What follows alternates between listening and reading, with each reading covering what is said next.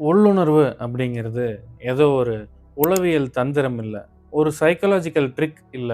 அது உங்க கற்பனையோ, இல்ல தற்செயலா நடக்கிற ஒரு நிகழ்வோ, உணர்ச்சி வசப்பட்ட யூகமோ, இல்ல நவீன வாழ்க்கையில தவறா செயல்படுற ஒரு உயிர் வாழ்வதற்கான ஒரு சர்வைவலுக்கு தேவையான உள்ளுணர்வோ இல்ல. உள்ளுணர்வு அப்படின்னு சொன்ன உடனேயும் பல பேரு கட் ஃபீலிங் அப்படின்னு நினைப்பீங்க. ஆனா, அந்த உள்ளுணர்வுங்கிறது உங்க கட் ஃபீலிங்கும் கிடையாது. இந்த கட் ஃபீலிங்க 100% உள்ளுணர்வா நம்ம எடுத்துக்க முடியாது. ஏன் அப்படி எடுத்துக்க முடியாதுன்னா, பெரும்பாலுமான நேரங்கள்ல இந்த கட் ஃபீலிங் அப்படிங்கிறது உங்க விருப்பு, வெறுப்பு, ஆசை, பயம் இது மாரியான உணர்வுகள் மூலமா உங்க வயித்து பகுதியில ஏற்படுற ஒரு சென்சேஷனா, ஒரு மாற்றமா கூட இருக்கலாம். அறிவியல் உங்க கட் அப்படின்னு சொல்லக்கூடிய குடல் பகுதிய 2வது மூளைன்னு சொல்லுது. உள்ளுணர்வு இங்கிருந்து தான் வருது. இந்த கட்ல இருந்து தான் வருது அப்படிங்கிற வாதமும் இருக்கு. நிச்சயமா இது ஒரு அடிப்படையான உள்ளுணர்வு தான். ஆனா, எதையாவது ஒரு விஷயத்த சார்ந்து வர்றதாலயும், பல நேரங்கள்ல உணர்ச்சி பூர்வமா, அதாவது எமோஷனலா வர்றதாலயும் தான் இது முழுமையா இருக்கிறதில்ல. உங்க உண்மையான விழிப்புணர்வு வெளிப்படையறதுக்கு முன்னாடி, இந்த கட் ஃபீலிங் அப்படின்னு சொல்லக்கூடிய உள்ளுணர்வ ஓரளவுக்கு நம்ம கன்சிடர் பண்ணிக்கலாம். ஒரு சாதாரணமான மனிதருக்கு இது ஓரளவுக்கு பயன்படும். ஆனா, இதையும் தாண்டி உள்ளுணர்வு அப்படிங்கிறது பிரபஞ்சத்தோட அறிவு கூட நீங்க நேரடியா இணையிற நேரத்துல உங்கள்லிருந்து வெளிப்படுற அந்த குவாண்டம் உள்ளுணர்வு இருக்குது இல்லையா? அது வேற லெவல். அதுதான் உண்மையான உள்ளுணர்வு. அத பத்தி தான் நாம இன்னைக்கு இந்த சத்சங்கத்துல பேசப் போறோம். நவீன அறிவியல் பல நூற்றாண்டுகளா இந்த பிரபஞ்சத்த ஒரு மிகப்பெரிய கடிகாரத்த போல கணிச்சுக்கிட்டு வந்தாங்க. ஐசக் நியூட்டன் போன்ற அறிஞர்கள் உலகத்த ஒரு இயந்திரத்தனமான சட்டத்துக்குள்ள அடக்க முயற்சி செஞ்சாங்க. அதாவது அந்த சட்டத்துக்குள்ள அடக்கி, அந்த சட்டத்தின் பார்வையில இந்த உலகத்த பார்த்துக்கிட்டு வந்தாங்க. ஆனா 20ஆம் நூற்றாண்டோட தொடக்கத்துல இந்த எக்ஸிஸ்டன்ஸோட, அதாவது இந்த இருப்போட மிகச் சிறிய அளவிலான அணுத்துகள்கள ஆராய்ஞ்சு பார்த்தப்போ, விஞ்ஞானிகள் ஒரு அதிர்ச்சிகரமான உண்மைய தெரிஞ்சுக்கிட்டாங்க. ரொம்ப சின்ன அணு அளவுல எதார்த்தம் நாம நினைக்கிறது மாரி ஒரு நேர்கோட்டிலேயே வேலை செய்யறது இல்ல. அது ஒரு மெஷின் மாரி இருக்கிறது இல்ல அப்படிங்கிற விஷயத்த புரிஞ்சுக்கிட்டாங்க. அந்த நேரத்துல அவங்க தெரிஞ்சுக்கிட்ட ஒரு வியக்கத்தக்க நிகழ்வு தான் இந்த குவாண்டம் பிணைப்பு அப்படின்னு சொல்லப்படுற குவாண்டம் என்டாங்கிள்மென்ட். இந்த குவாண்டம் தத்துவத்துப்படி 2 துகள்கள் ஒரு தடவ பிணைக்கப்பட்டுச்சுன்னா, அது 2ம் எவ்வளவு மைல்களுக்கு அப்பால இருந்தாலும் சரி, எவ்வளவு தூரத்துல இருந்தாலும் சரி, எவ்வளவு காலத்துக்கு அப்பால இருந்தாலும் சரி, 2ம் ஒரு கனெக்டிவிட்டிலயே இருக்குதுன்னு சொல்றாங்க. அது பல கேலக்சிக்கு அப்பால இருந்தாலும் சரி. ஒரு துகளோட நிலை மாறும்போது இன்னொன்னு அதுக்கு எதிர்வினையாற்றுதுன்னு சொல்றாங்க. அந்த துகள்களுக்கு இடையில எந்த ஒரு சிக்னலும் பயணிக்கிறது இல்ல. ஏன் எந்த தகவலும் ஒரு ஒளியோட அளவுல கூட பயணிக்கிறது இல்ல. எந்த தகவலும் அனுப்பப்படுறது இல்ல. இவ்வளவு அதிக ஆற்றலை கொண்ட இந்த பிணைப்பு இந்த பிரபஞ்சத்தோட ஒரு விளக்க முடியாத புதிர். பிசிக்ஸ் இதுக்கு குவாண்டம் என்டாங்கிள்மெண்ட் அப்படின்னு சொல்லிச்சு. Albert Einstein spooky action at a distance, அதாவது தூரத்துல நடக்கிற ஒரு பயங்கரமான செயல் அப்படின்னு சொன்னாரு. ஆனா நம்ம சித்தர்கள் பல வருஷங்களுக்கு முன்னாடியே இந்த உண்மைகளை துல்லியமா தெரிஞ்சிருந்தாங்க. குவாண்டம் இயற்பியல் இன்னைக்கு கணித சமன்பாடுகளை, அதாவது மேத்தமேட்டிக்கல் ஈக்குவேஷன்ஸ் மூலமா எதை வெளிப்படுத்துதோ, நம்ம சித்தர்கள் அன்னைக்கு மூச்சு, உணர்ச்சி, மௌனம் இது மாதிரியான விஷயங்கள் மூலமா தங்களுக்குள்ளேயே இந்த உண்மைகளை கண்டறிஞ்சாங்க. இன்னைக்கு நம்ம இந்த குவாண்டம் பிசிக்ஸ் பத்தின ஒரு தர்க்கத்துல ஈடுபட போறது இல்ல. மேனிஃபெஸ்டேஷன் ஏன் பிரபஞ்சம் தழுவியதா இருக்குது, ஏன் அளவுக்கு அதிகமான ஒரு போராட்டமான முயற்சி வெற்றியை தடுக்குது, சித்தர்கள் ஞானம் எப்படி போராட்டத்துக்கு பதிலா சீரமைப்ப, அதாவது அலைன்மெண்ட்டை முன்வைக்குது அப்படிங்கிற விஷயத்தை பத்தி மட்டும் விரிவா பேச போறோம். பல நூற்றாண்டுகளா மனித சிந்தனை காரணம் காரியம், அதாவது காஸ் அண்ட் எஃபெக்ட் அப்படிங்கிற ஒரு எளிமையான அனுமானத்துல தான் அதிகமா ஆதிக்கம் செலுத்திட்டு வந்துச்சு. அதாவது ஒரு விளைவு ஏற்படணும்னா அதுக்கு ஒரு நேரடி தொடர்பு இருக்கணும்னு நம்பிக்கிட்டு இருந்துச்சு. ஆனா குவாண்டம் மெக்கானிக்ஸ் இந்த நம்பிக்கையை உடைச்சிருச்சு. குவாண்டம் என்டாங்கிள்மெண்ட்ல, அதாவது இந்த குவாண்டம் பிணைப்புல காரணம் காரியம், அதாவது காஸ் அண்ட் எஃபெக்ட் இது 2ம் இணைக்கப்படுறதால உருவாகிறது கிடையாது. அது 2மே ஒன்னா தான் தோன்றுது அப்படின்னு சொல்றாங்க. இந்த பிரபஞ்சம் ஒரு இயந்திரத்தை போல இல்லாம உறவுகளோட வலையமைப்பு போல, அதாவது ஃபீல்ட் ஆஃப் ரிலேஷன்ஷிப்ஸ் போல செயல்படுது. அங்க நான் நீ அப்படின்ற பிரிவினை இல்லை. எல்லாமே ஒரே ஆற்றல் வெளியோட, அதாவது எனர்ஜி ஃபீல்டோட மூமெண்ட்ஸ் தான், அதோட அங்கம் தான். இப்போ உங்க உள்ளுணர்வு எப்படி தோன்றுது அப்படின்றத கவனிச்சு பாருங்க. அது படிப்படியாவோ இல்ல ஒரு தர்க்க ரீதியாவோ வர்றது இல்லை. உள்ளுணர்வுங்கிறது உங்களுக்குள்ள முழுமையா தோன்றுது. அது திடீர்னு உங்களுக்குள்ள ஏற்படுற ஒரு அறிவு, ஒரு விளக்கம் இல்லாத தெளிவு, ஒரு ஆதாரம் இல்லாத உறுதி. அந்த உள்ளுணர்வு உங்களுக்குள்ள இருக்கும்போது ஒரு தீர்க்கமான உறுதி உங்ககிட்ட இருக்கும். சித்தர்கள் இதை நேரடியான அறிதல், அதாவது டைரக்ட் காக்னிஷன் அப்படின்னு சொன்னாங்க. டைரக்ட் காக்னிஷன்னா எந்த ஒரு கருவியுமே இல்லாம நேரடியா உண்மையை உணர்றதுன்னு அர்த்தம். இது வெறும் நம்பிக்கையோ இல்லை கற்பனையோ இல்லை. சித்தர்களை பொறுத்த வரைக்கும் உள்ளுணர்வுங்கிறது ஒரு மாயாஜாலம் இல்லை. உங்க மனம் ஒரு விஷயத்துல குறுக்கிடுறத நிறுத்தும் போது உங்களுக்குள்ள ஏற்படுற அந்த இயற்கையான பர்செப்ஷன், ஒரு நேச்சுரல் பர்செப்ஷன். அது ஒவ்வொரு துகள்களும் எப்படி பிணைக்கப்பட்டு இருக்குதோ அதே போலதான் நீங்களும் இந்த பிரபஞ்சமும் பிணைக்கப்பட்டிருக்கிறீங்க. நான் வேற இந்த பிரபஞ்சம் வேற அப்படின்றது இந்த மனம் உருவாக்குன ஒரு தவறான அனுமானம் மட்டும்தான். இந்த அண்டத்துல இருந்து தானே நீங்க வந்தீங்க.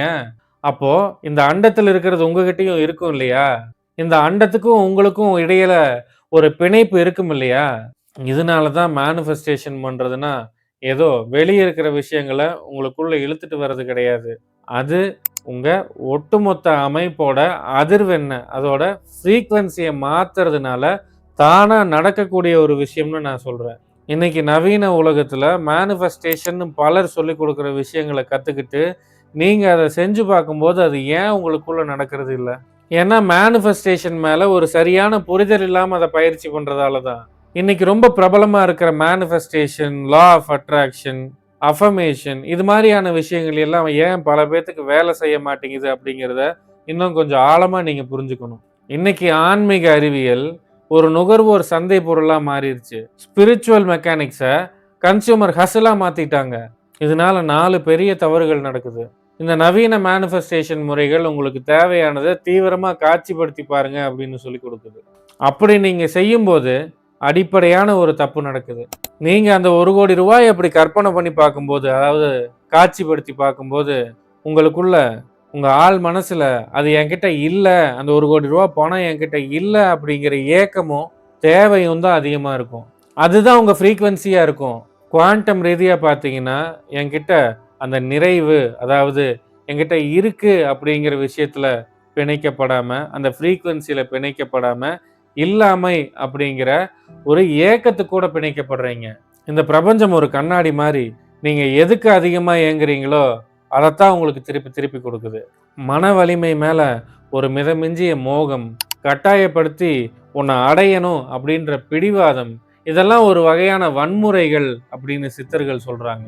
ஒரு நாளைக்கு 100 தடவை ஒரு வாக்கியத்தை திரும்ப திரும்ப சொல்லும் போது, அஃபர்மேஷன் பண்ணும்போது உங்க நரம்பு மண்டலம் சோர்வடையுது.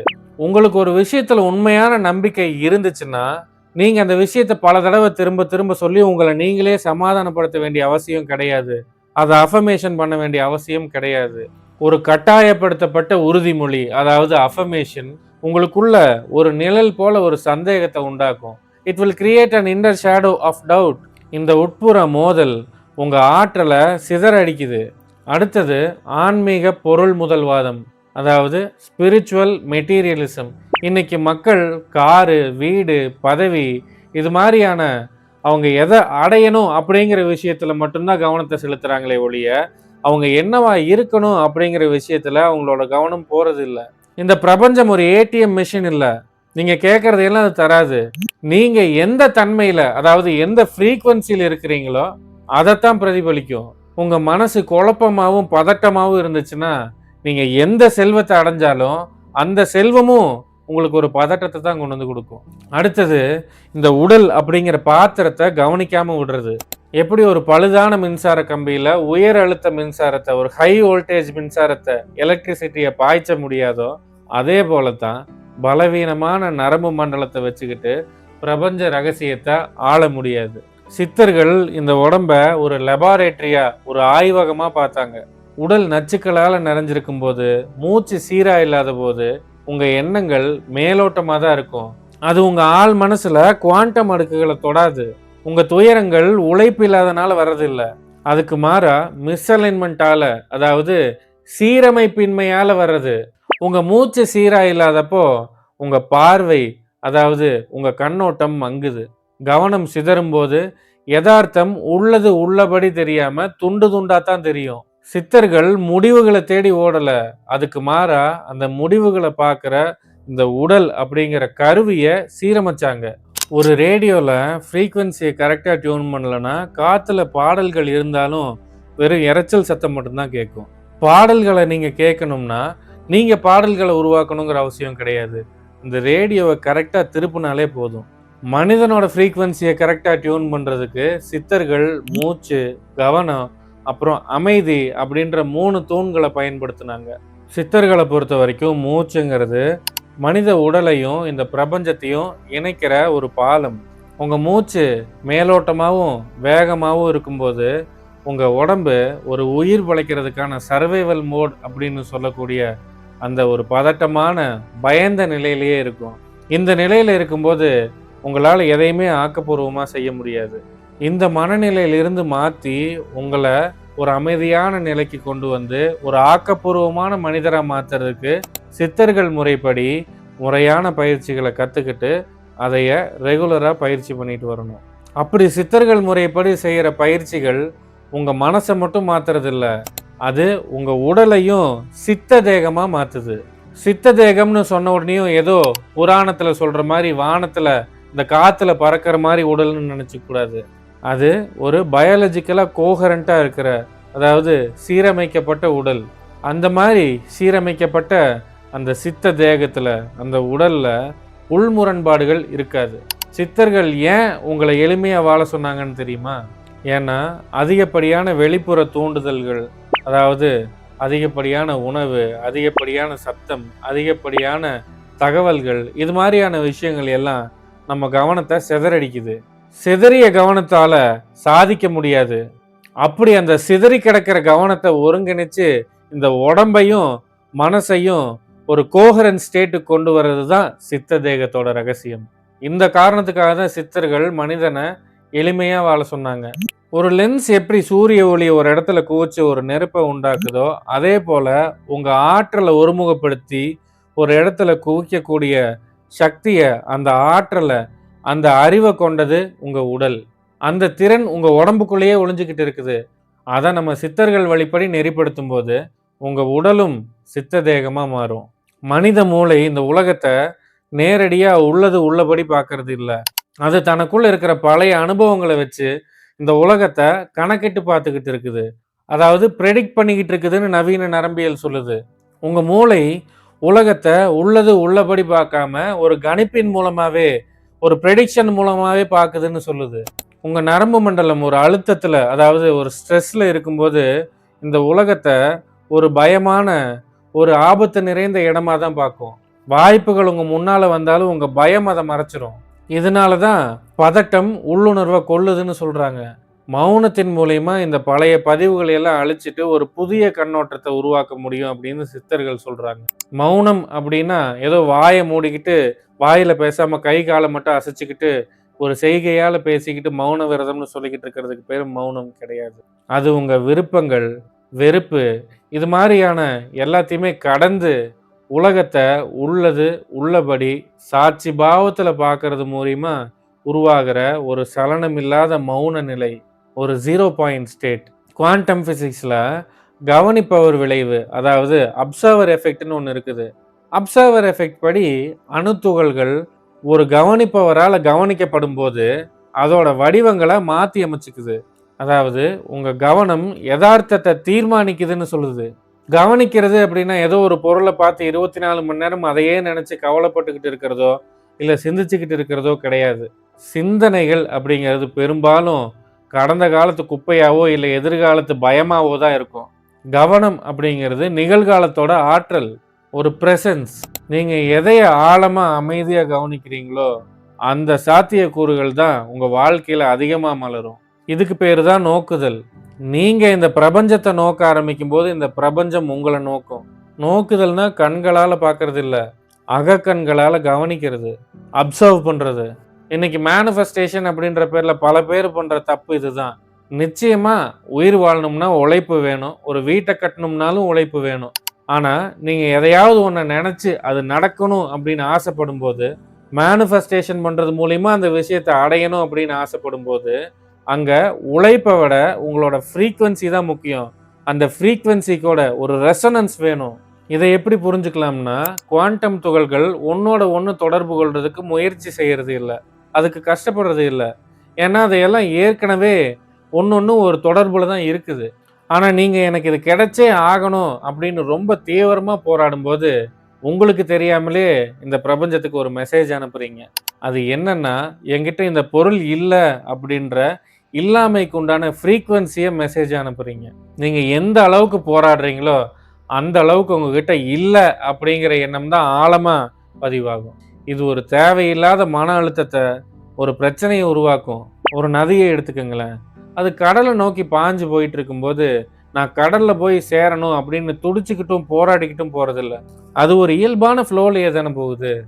அந்த இயல்பான போக்கு இருக்குது இல்லையா? அந்த ஃப்ளோவே கடலுக்கு கொண்டு போய் அந்த நதிய சேர்த்திரும். நீங்க ஒரு இயல்பான நிலையில இருந்தீங்கன்னா, நீங்க தேடிக்கிட்டு இருக்கிற விஷயமெல்லாம் உங்கள தேடி வர ஆரம்பிக்கும். சித்தர்கள் இத முயற்சியற்ற முயற்சின்னு சொல்லுவாங்க. திருமந்திரத்துல சித்தர் திருமூலர் இது இன்னும் அழகா சொல்லியிருக்கிறாரு.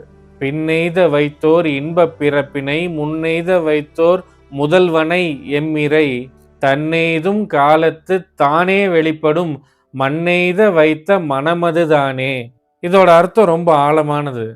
பின்னெய்த வைத்தோர் இன்பப் பிறப்பினை முன்னெய்த வைத்த முதல்வனை எம்மிறை அப்படின்னா, ஆன்மாக்களாகிய நம்ம எதிர்காலத்துல அடைய வேண்டிய அந்த இன்பமான நிலைய, அந்த முழுமைய இந்த பிரபஞ்சத்தோட ஆதி பேரருளான அந்த ஆதி பொருளான இறைவன் ஏற்கனவே ஒரு நியதியா, ஒரு விதியா முன்னமே வகுத்து வச்சிருக்கிறான்.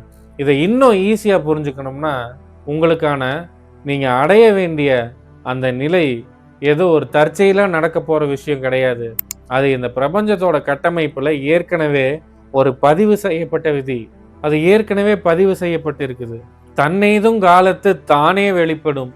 எப்போ அந்த ஆன்மா தன்னோட உண்மைத்தன்மையை தெரிஞ்சுக்க விரும்புதோ, தெரிஞ்சுக்க முற்படுதோ, எப்போ அதோட உண்மைத்தன்மையை கொஞ்சம் உணருதோ, அப்போ அந்த இன்பம், அந்த பேரறிவு தன்னைத்தானே வெளிப்படுத்த தொடங்கும். அந்த நிலையில் இருக்கும்போது போராட்டம் இல்ல, வெறும் அறிதல் மட்டும்தான் இருக்குது. நீங்க யார் அப்படிங்கறத நீங்க உணர்ற அந்த நொடியில தான் எல்லாமே தானா நடக்க ஆரம்பிக்கும். மண்ணெய்த வைத்த மனமது தானே. இப்படி ஒரு உன்னதமான அந்த பிரபஞ்ச பேரறிவு நிலைய ஒரு உயிர் அடையிறதுக்கு ரொம்ப முக்கியமான கருவி எது தெரியுமா? இந்த மனம்தான். இந்த மன உறுதி தான். ஒரு மன திட்பம். உங்களோட மாறாத அந்த மன திட்பம் தான் உங்களை அந்த உயர்ந்த நிலையோட கலந்து நிலைபெற செய்யும். உங்க மன உறுதியை வளர்த்துக்குங்க. மற்றதையெல்லாம் உங்களை தானா வந்து சேரும். எப்படி அந்த மன உறுதியை உருவாக்குறது? இந்த பிரபஞ்ச நியதியோட எப்படி நம்மளை பிணைச்சு வச்சுக்கிறது? இங்கதான் முழுமையான ஒரு முறையான பயிற்சி தேவைப்படுது. மேலோட்டமான ஒரு சின்ன அளவிலான மாற்றத்தை ஏற்படுத்துறதுக்கு ரொம்ப எளிமையான மூச்சு பயிற்சி போல சின்ன சின்ன பயிற்சிகளே போதுமானது. உங்க டிஎன்ஏ அளவுல மாற்றத்தை ஏற்படுத்துறதுக்கும், அதாவது ஒரு குவாண்டம் லெவல்ல உங்களோட குவாண்டம் லெவல்ல மாற்றத்தை ஏற்படுத்துறதுக்கும், நீங்க அந்த இறைநிலையை அடையிறதுக்கும் ரொம்ப சீரா முறைப்படி வடிவமைக்கப்பட்ட பயிற்சிகள் அவசியம். இந்த மாதிரியான மாற்றங்களை உங்க வாழ்க்கையில ஏற்படுத்துறதுக்கு நம்ம ரீவைரிங் த பீயிங் வகுப்புகள்ல கலந்துக்கிட்டு அந்த பயிற்சிகளை கத்துக்கிட்டு முறைப்படி நீங்க ரெகுலரா பயிற்சி பண்ணிட்டு வரும்போது உங்க வாழ்க்கையை நீங்க மேம்படுத்திக்க முடியும். அடுத்தது நிശ്ചல சித்தம் அப்படின்ற விஷயத்தை பத்தி நீங்க தெரிஞ்சுக்கணும். வாழ்க்கையில வெற்றி அடைஞ்சவங்க பல பேர் நான் ஒரு விஷயத்த நினைச்சு கவலைப்படுறதை நிறுத்திட்டேன், அதுக்கப்புறம் அந்த விஷயம் தானாவே நடக்க ஆரம்பிச்சதுன்னு சொல்லி நீங்க கேள்விப்பட்டிருப்பீங்க. அதுக்கு பேர் தான் நிശ്ചல சித்தம், அசையாத மனம். ஒரு குழம்பிய குட்டையில எந்த ஒரு பிம்பமும் சிதறி போய் தான் தெரியும். இதுவே அந்த குட்டை அமைதியாச்சுன்னா எந்த பிம்பமா இருந்தாலும் அது தெளிவா தெரியும் இல்லையா? அதே போலத்தான் உங்க மனமும். ஒரு விஷயத்துல உங்களுக்கு சந்தேகம் இல்லாதப்போ அந்த விஷயம் நடந்து முடிஞ்சதாவே உங்க ஆள் மனசு நம்ப ஆரம்பிக்கும். எந்த இடத்துல டவுட் இல்லையோ அந்த இடத்துல அலைன்மெண்ட் ஃபாஸ்டா இருக்கும். அந்த நம்பிக்கை இருக்கு பாத்தீங்களா? அது குவாண்டம் துகள்களை உடனடியா இணைக்கும். ஒரு பற்றற்ற நிலை வரும்போது செழிப்பு வரத் தொடங்கும். பற்றற்ற நிலை அப்படின்னு சொன்னா எல்லாத்தையும் விட்டுட்டு போறது இல்ல. அது உங்களுக்குள்ள இருக்கிற போராட்டத்திலிருந்து விடுதலை அடைகிறது. அந்த நிலையில் இருக்கும்போது உங்க வேலைகள்ல நீங்க முழுமையா ஈடுபட முடியும். அந்த வேலை மூலமா வர்ற ரிசல்ட் உங்க மனசை பாதிக்காம ஒரு அமைதியான நிலையில வச்சிருக்கும். அது சந்தோஷமான முடிவா இருந்தாலும் சரி, இல்ல கஷ்டமான முடிவா இருந்தாலும் சரி. செழிப்பு அப்படிங்கிறது பொருட்களை சேர்த்து வைக்கிறது இல்ல. அது ஒரு தடையில்லாத ஓட்டம், ஒரு ஃப்ளோ. ஒரு குழாயில தண்ணி சீரா போகணும்னா அதுல அடைப்பு இருக்கக்கூடாது இல்லையா? அதே போல தான் உங்க மனசுல பயம், பொறாமை, இல்ல சந்தேகம் இது மாதிரியான அடைப்புகள் எல்லாம் இல்லாம இருந்துச்சுன்னா, இந்த பிரபஞ்சத்தோட செல்வம் உங்களுக்குள்ள தடையில்லாம ஃப்ளோ ஆக ஆரம்பிக்கும்.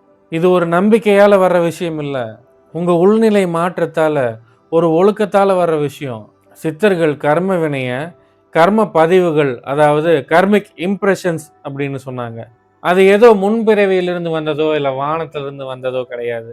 அது உங்க முன்னோர்கள் கிட்ட இருந்து உங்களுக்கு டிஎன்ஏ மூலமா கடத்தப்பட்ட ஒரு தகவல், ஒரு பதிவு.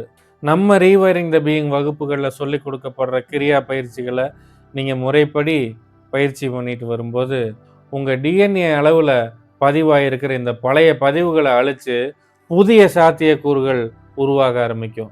இத மாத்தி அமைக்கிறது தான் நம்ம ரீவைரிங் த பீயிங் பயிற்சிகள். யதார்த்தத்துல நீங்க இந்த பிரபஞ்சத்திலிருந்து பிரிக்கப்பட்ட ஒரு தனி மனிதர் இல்ல. நீங்க இந்த பிரபஞ்சத்தோட, இந்த அறிவார்ந்த பிரபஞ்சத்தோட ஒரு சிறிய துகள் தான். குவாண்டம் பிணைப்புல, அதாவது இந்த குவாண்டம் என்டாங்கிள்மெண்ட்ல 2 துகள்களுக்கு இடையே எப்படி இடைவெளி இல்லையோ, அதே போலத்தான் உங்க எண்ணங்களுக்கும் அதோட விளைவுகளுக்கும் இடைய எந்த இடைவெளியும் கிடையாது. மேனிஃபெஸ்டேஷன் நீங்க பண்ணணும்னா அதுக்கு புதிய யுக்திகள் எல்லாம் தேவையில்லை. அதுக்கு தடையா இருக்கிறது, நான் ஒரு தனி மனிதன், நான் வேற, இந்த பிரபஞ்சம் வேற அப்படிங்கிற அந்த வேறுபாடு தான். நீங்க ஏற்கனவே இந்த பிரபஞ்சத்தோட பிணைக்கப்பட்டு தான் இருக்கிறீங்க அப்படின்ற உண்மையை உணர ஆரம்பிச்சாலே போதும், தடைகள் கொஞ்சம் கொஞ்சமா விலகும். தடைகள் விலகும்போது உங்களுக்கு தேவையான விஷயங்கள் ஈஸியா உங்களுக்கு கிடைக்க ஆரம்பிக்கும். ஒரு சீரமைப்பு உங்களுக்குள்ள தானாவே நடக்கும். உங்க உடலும் மனமும் ஒரு கோஹரன்ட் ஸ்டேட்டுக்கு வந்திருக்கும். உங்க ஒவ்வொரு எண்ணங்களுக்கும் இடையில இருக்கிற ஒரு மௌனமான அந்த கேப் இருக்கு இல்லையா? அந்த கேப்ல உங்க கவனத்தை வைங்க. அந்த இடைவெளியில தான் குவாண்டம் பிணைப்பு, அதாவது குவாண்டம் என்டாங்கிள்மெண்ட் நடந்துகிட்டு இருக்குது. நீங்க எதையும் தேடி அலைய வேண்டிய அவசியம் இல்ல. நீங்க யாரா இருக்கிறீங்களோ, அது சார்ந்த விஷயங்கள், அந்த ஃப்ரீக்வென்சி சார்ந்த விஷயங்கள் உங்ககிட்ட வரும். உங்க ஃப்ரீக்வென்சியை மாத்துங்க, உங்க வாழ்க்கை மாறும். உங்கள் உள்ளங்களில் அமைதியும், சுற்றங்களில் நல்லிணக்கமும் உண்டாகட்டும். ஓம் நம சிவாய. Thanks for watching. Like, share and subscribe for more insights.